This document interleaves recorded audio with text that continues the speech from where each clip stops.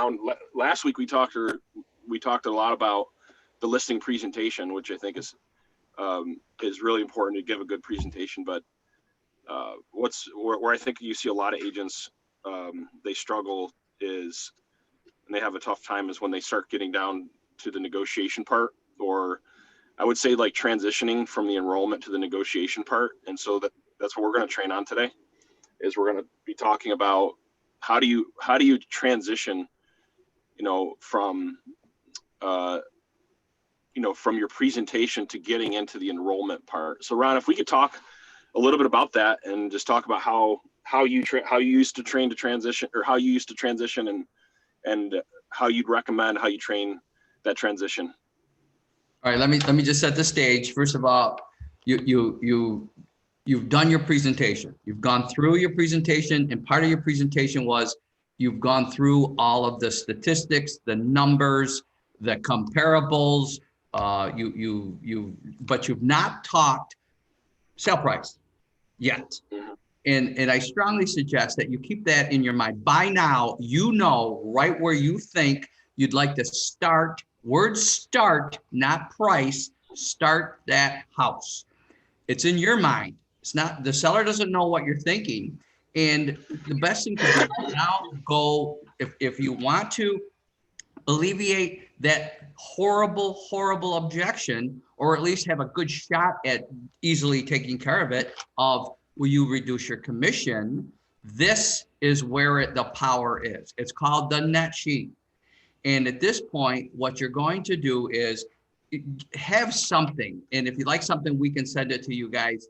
I think you all have it. You should have seen it by now. But what I use is a very genetic sheet, and it basically talks. It has here a list of all the immediate seller closing costs, including the commission. And what I have in front of me, it's a sheet that talks. It has a place to put a sale price. It has a place to start to put in your settlement costs, which is brokerage fee, possible points, if any, transfer tax, abstract and title search fees, instrument surveys, existing mortgage balance, and any other mortgage or lien against the house that will need to be paid at the time of closing. Now, the key to this sheet is this. When you start to fill this sheet out, it's almost like you're giving the seller time out. You can say to the seller, now before we actually talk starting price, and remember that word is so important, starting price, then say, give me a minute, I'd like to fill out the sheet and I can show you where you're gonna be. Okay, fine. So they can go get a coffee, whatever, or just sit there and stare at you, whatever they wanna do. So in the part where it says sell price, this is the price you have now in your head that you think the house might sell for. Don't fill it out. Keep it in your mind, all right? You don't want them looking at that price yet. You want them to look at the bottom line. So what you're gonna do now is fill in your brokerage fee, 6%, whatever it is, points 0. You need to discuss what points could be down the road, but that just will remind you that you will. Or if you're doing a net sheet for your seller because you have an offer in front of you with a concession, because there you go, you're going to find out the net again. Transfer tax, it's about $4 a thousand. Abstract and title search runs about $600, $550. Instrument surveys about $400. Then whatever, ask them. And you should know this number because you've been interviewing now for maybe an hour and a half. But what do they owe on the mortgage, and do they have any other liens against that property? Add up the expenses and you put it in the subtotal costs. Then you go down to sale price again. Do not put that in there, but in your head, you know what it might be. And then you, on your calculator, subtract the expenses. Well, don't do anything with refunded taxes at this time or escrows. Save that. You're going to need it. Anyway, so now you would turn to the seller once you come up with what they call net of estimate proceeds and say this: Mr. and Mrs. Seller, when I sell your house and it's at the least amount of inconvenience in the shortest amount of time for the best possible price, and this is what you end up with when you walk away from the closing table, how's that make you feel? And wait for the reaction. They may say, wonderful, you're done, you're in great shape. It's going to be a very positive ending to the meeting. There's no reason they're going to talk to you about commission, anything. If they say, not bad, same reaction. If they say, oh, that's all, okay. What do I do now, Ron? No problem. Say, well, for me to have to make sure I sell your house under those conditions and get you this is what I would probably try to sell it at. What did you think your house was worth? They may or may not tell you. Put that in there. Say, but now, think about this. And again, be sure you know what you're talking about. But because I feel that your house is in the market that we're in, maybe we could bump this a bit. I'd like to start it at $5,000 more than this. You just put $5,000 more in their pocket if you sell it. But catch, I'd like to try it for 3 weeks.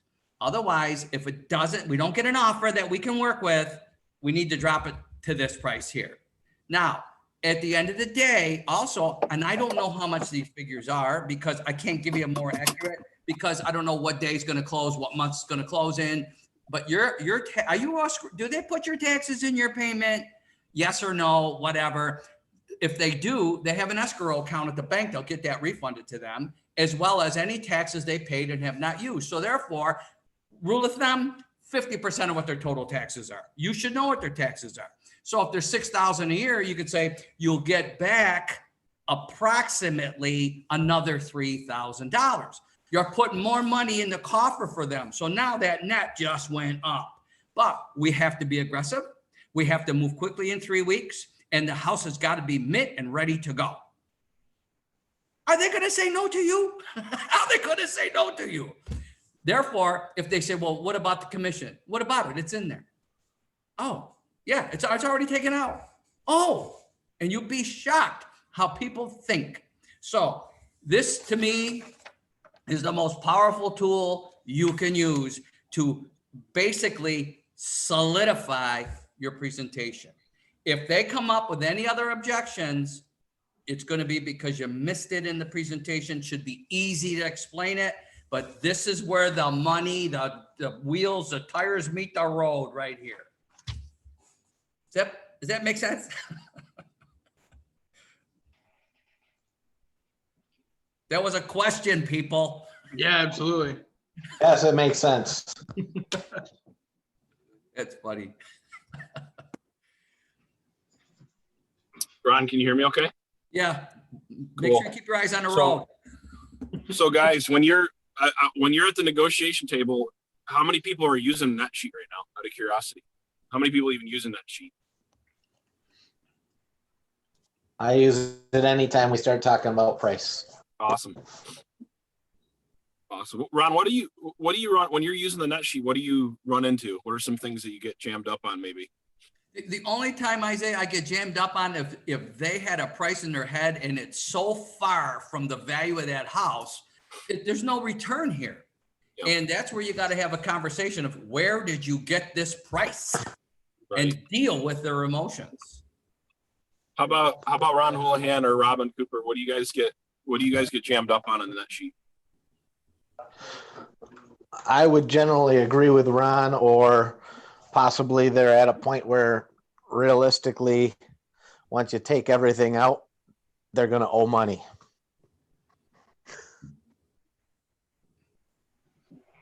But then what do you do? I couldn't hear that. I couldn't hear him. So if you could respond. Then what do? You hope that you can actually get more money for it, because otherwise they're going to be at a point where they just don't have it. Isaiah, he says that they're upside down. They obviously you're going to net them less than they need to close.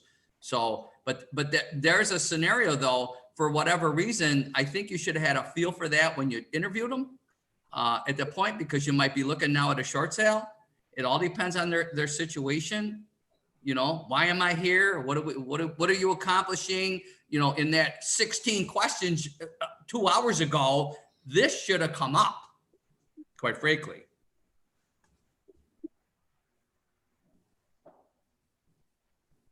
But if you're really good at short sales and you understand it, depending on what their goals are, what they're trying to accomplish, you still should be able to help them. Does that make sense? It does, actually. I got a gentleman out on Dunlop and Hilton that is in a spot right now. He's actually in pre-foreclosure, so I'm going to try and address him and see if we can't work it out with the bank to get it sold. Yeah, I mean, the best way to go if he's in that pre-foreclosure is get that relationship going on with somebody at the bank and see if we can do a short sale here and help him out.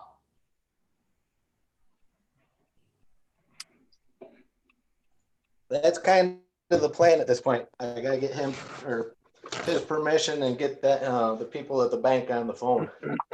Yep.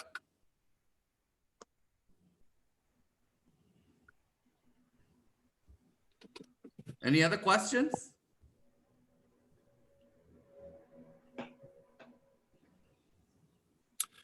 So Ron, my question is when you're like you mentioned the price, what are a few strategies that you can do to overcome the price objection when you're on the net sheet?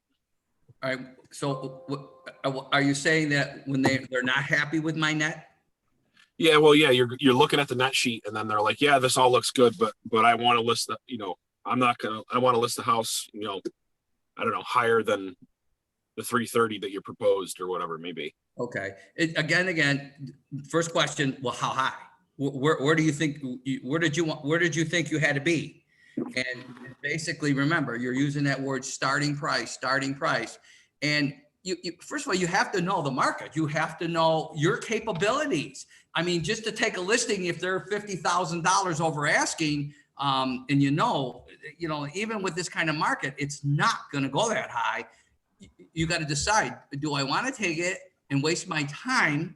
Or if I take it, can I negotiate now price reductions in writing so that I'm not spinning my wheels? But what I would ask them in plain English, say, look, we're being honest with each other here, and I got to be honest with you. I really don't see that happening, but I don't have a crystal ball. But here's the thing. I need to know what is the lowest you'll be able to realize what you need. I need to know that now because I don't know what price is going to come in. Who knows? Maybe somebody could walk in here with an escalation clause and give you a ridiculous number. And quite frankly, a cash deal might do it, but who knows? So again, this is it's a tough situation, but it's all emotional. I would say, why do you need to overprice your house? Are you greedy? Do you need the money? What's going on? And a lot of people too, they feel that they need to get a higher number for their home. I see what you're laughing at, Kyle. A higher number for their home, only because they think they need more money to buy another house, or the house they want to buy, they need more money. Oh, he's not gonna. He's not gonna. I don't believe this. Can you hear me, Ron? Yeah, I can hear you. Okay. Yeah. So how about like the top 3 objections you're going to get outside of price? I'm sorry, Isaiah, I didn't understand your question. Top 3 objections that you're going to get outside of price. Besides price? Yeah. Yeah. As far as objections. Can you hear me okay? Yeah. Yeah. What are the top 3 things that you'll get outside of price? Top 3 objections you'll get outside of price. That's what he's asking. Besides price? I don't understand the outside of price. Okay. Yes. Yeah. There really isn't one. There isn't one. The commission's in there. These are what they're going to cost. It's going to cost them to close. The bottom line is that if there's any objections, it's about something else. It's got nothing now to do with pricing. That's why I say you are narrowing it down to a yes, I want to get started right away with this process. So when they say they got to think about it, most likely they're probably going to be considering another agent then. That's probably the only other objection. Somebody might have told them that they could get a lot more than you did. Right. Okay, there's a lot of that goes on, and it's speculation. In other words, it's find them, hunt them, beat them down later, and it's not going to work here. And you can say that to them, say there's agents out there that will take it at a far higher price than I'm telling you that you could sell it. But I want to be honest with you. I'm going to be realistic with you, and I'm not going to inflate anything because, quite frankly, my job is to help you. And if I can't help you, then I don't belong here. I don't need another tax deduction. I need income. Right. I don't have houses. I sell them. And if I can't sell them, I'm not going to list them. That's good. That's good. You got to take you can't look them in the eye and say, well, okay, maybe we could do it another 30,000 higher. What do you think they're thinking of you right now? What do you think they're thinking of you right now? You can't even negotiate with me, and you're going to negotiate with a stranger? Get out of my house. Right. Here's your coat. What's your hurry? So in a way, they're testing you, right? Is what I'm hearing you say. They're really testing you.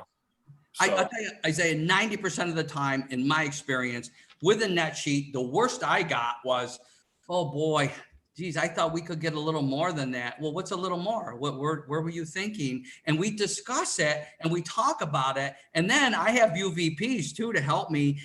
You're going to buy your next house from me, right? Yes. Will you put that in writing? Yes. Okay. Let's look at what offers we get, and then I will see what I can do to help you at that time. I'm not going to give them anything right now. I'm going to say, I will see what I can do, provided you're going to buy your next home from me, then with me. And that seller will pay that part of my fee as well. So therefore, we'll make sure this happens, provided that it's the right price. Cool. Awesome. Yeah. One of the things, what happens what do you do when the husband and the wife aren't on the same page? Not good. Like, you know what I mean? Like I've run into that a couple of times. Oh yeah. It's one says great. The other one says, are you crazy, George? Or Myrtle, or whatever your name is. Yeah. Or they're like, that sounds good. The other one's like, we're not listening for that. And it's like, you end up in a situation where they're not on the same page. And the first thing to do is you, first of all, you got to find out, is it really a pricing issue, or is it that this one really doesn't want to sell the house? Yeah. I mean, it could go a little deeper, and that's where you got to be a pro, man. You got to be very, very, always talk to both of them, look at both of them as you're speaking to them, but it's the one person that you got to find out really what's making you feel this way. Tell me why you feel this way. Let's talk about it, and let's see what happens. And you have to be careful what you say, because you could be the spark for the argument. And the worst thing you can do is get them to go and head to head right in front of you. You're done. There's no water you can throw on them. There's nothing you can do. You got a problem right now. Keep it as a team, keep it together, and just find out, okay, everybody's got a feeling, but if one's backing you off, it's not the price. It's they don't want, they're just concerned about all the work they're going to have to do, the packing part of it. They want to move, but they just be prepared to help them. Yeah.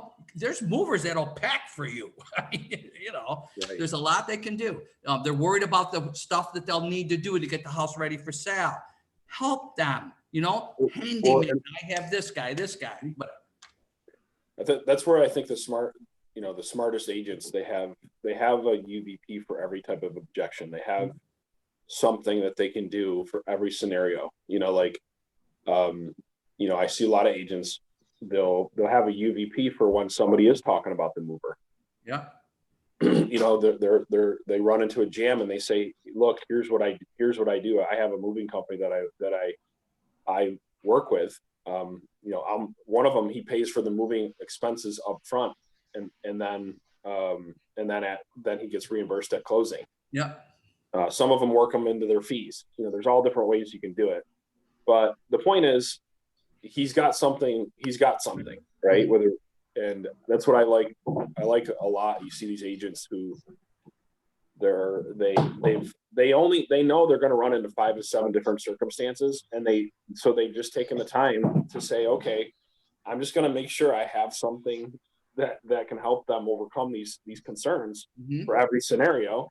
And let's face it, if you're normally getting a 1 out of 4 on a have not met market, and that you can bring that to 1 out of 3 by just taking a little bit of time to think strategically, Mm-hmm.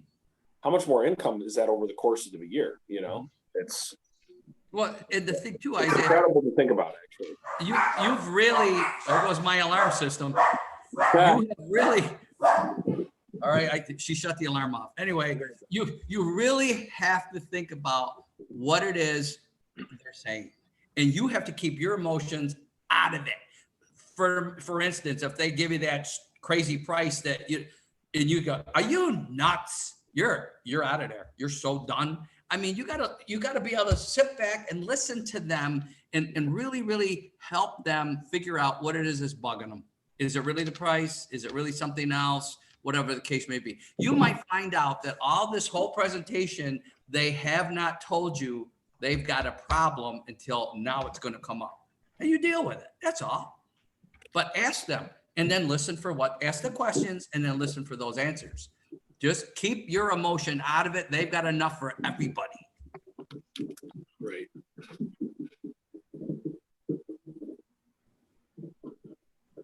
So I want to hear some interaction from the group. What do you guys have on your mind? What do you guys want to talk about here along this topic? We got about 5-10 minutes left here, so want to make sure you guys get the help or training, or you have a chance to share your ideas on what you guys are thinking along the lines of this topic.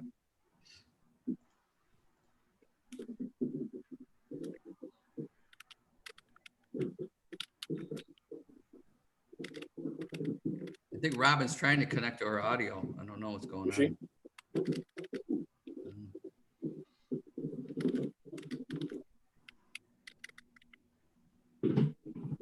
No questions. I'm so thorough. Yeah, that's right. Well, why don't we wrap it up then and go over takeaways? What's one or two takeaways, Ron, that you want everybody to walk away from watching this video? First of all, don't guess at your net. Don't even fill something out and have a calculator with you and know what you're doing. All right. Know what the expenses are. And if you need to add some more in here, you do so. The key is that they don't want any surprises at the closing and they want you to be a hero. The second thing is don't give it all to them at once.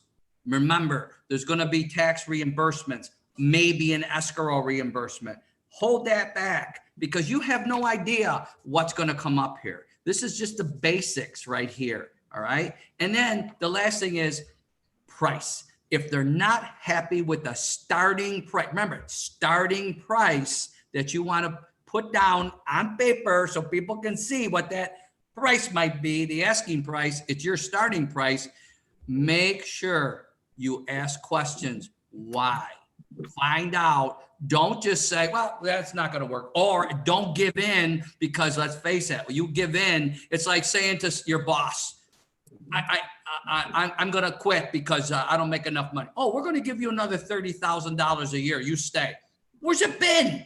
I've been living in poverty all this time. You know what I mean? Don't give in.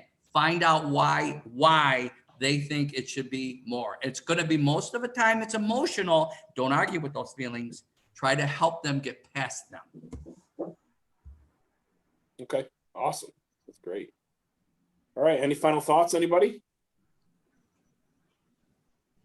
Okay, this is Isaiah Colton, Ron Mazza, Kyle. I want to thank everybody from the RHA team for joining, and then everyone who's watching in the Run Success community. We are trying to do this definitely Tuesday, Thursday. We're going to try to even start doing more frequently, but just mark it down on your calendar. Pretty much every morning from 8:15 to 9 o'clock to check in, especially Tuesday, Thursday for ongoing real estate training, and learn from one of the best, Mr. Ron Mazza. With that, go out there, take action, do something a little bit different than you did yesterday, and focus on that 1% rule. And that 1% of his rules, if I could just be a little bit better each day, then there's no way I'm not gonna be able to hit my goals and do what I need to do for my family. So with that, I hope you guys have an awesome rest of your day. See ya.